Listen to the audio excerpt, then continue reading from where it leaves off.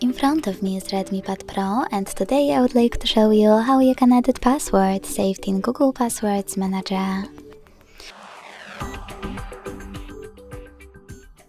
Begin by opening Settings and scrolling down to access Google. Then Autofill with Google, and Google Password Manager.